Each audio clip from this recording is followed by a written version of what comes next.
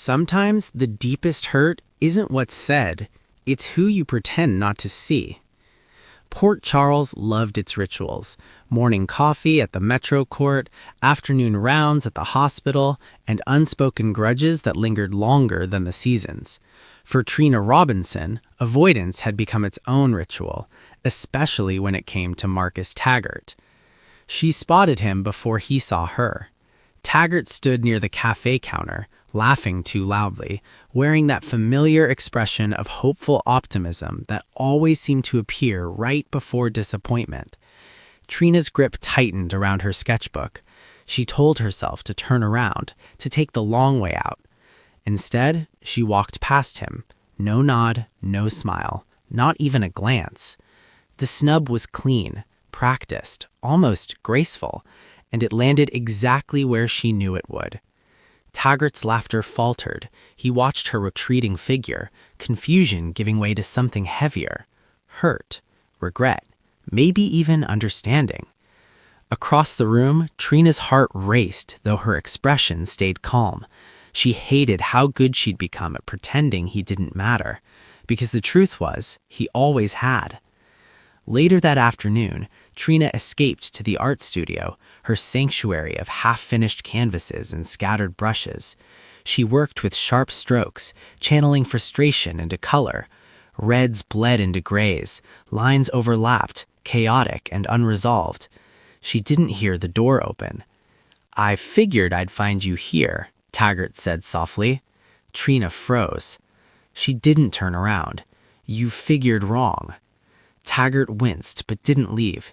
"You walked right past me today." "I was busy," she replied flatly. "Too busy to say hello?" She finally faced him, eyes flashing. Too busy pretending everything's fine when it's not. The silence between them thickened. Taggart took a step forward, then stopped, respecting the boundaries she'd drawn so many times before. "I know I messed up, but ignoring me doesn't erase what we had." Trina laughed bitterly. "What we had? You mean the half-truths, the disappearances, the way I was always the last to know?" Taggart swallowed hard. "I was trying to protect you."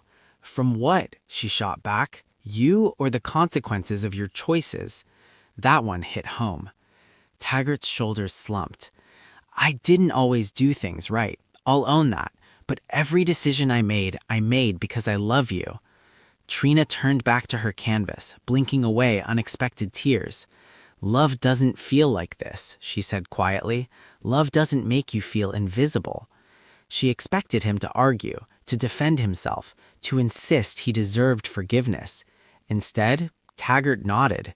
"You're right." The admission stunned her. "I don't get to decide when or if you let me back in," he continued. "I just want you to know I'm still here, even when you push me away." Trina set down her brush, hands trembling. This was the part she hated, the sincerity, the way he always seemed to show up just when she was ready to write him off for good. "Why do you keep trying?" she asked. "Because walking away would be easier, and you deserve more than easy." She closed her eyes, memories crashing in, late-night talks, inside jokes, the safety she'd once felt in his presence, and the pain that followed when that safety cracked. "I don't trust you," she admitted, "and I don't know if I ever will again." "That's fair," Taggart said. "I'm not asking for trust, just time." Time, the one thing she'd been denying them both. Trina picked up her sketchbook and flipped to a blank page. Slowly, deliberately, she began to draw. Taggart watched in silence, unsure if he was being dismissed or invited to stay. After a long moment, she spoke. "I'm not ready for apologies, or explanations, or pretending we're okay." Taggart nodded. "I can handle that." "But," she added, not looking up, "I'm tired of pretending you don't exist." He let out a breath he didn't realize he'd been holding. She glanced at him then, really looked at him. Older, wiser, still flawed, still trying. "The snub wasn't about punishing you," Trina said. "It was about protecting myself." "I get that," Taggart replied, "more than you know." The air between them softened just slightly. No hugs, no declarations, just an understanding that some wounds healed slowly and some relationships survived not because they were perfect, but because they refused to be abandoned. As Taggart headed for the door, Trina called out, "Next time, you can say hello." He smiled, small but genuine.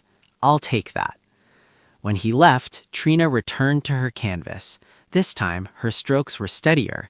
The colors still clashed, but they didn't feel as angry. In Port Charles, old patterns repeated themselves. Distance, reconnection, hurt and hope in equal measure. And Trina's snub of Taggart wasn't cruelty. It was part of the course. One long, complicated path towards figuring out whether forgiveness was possible at all.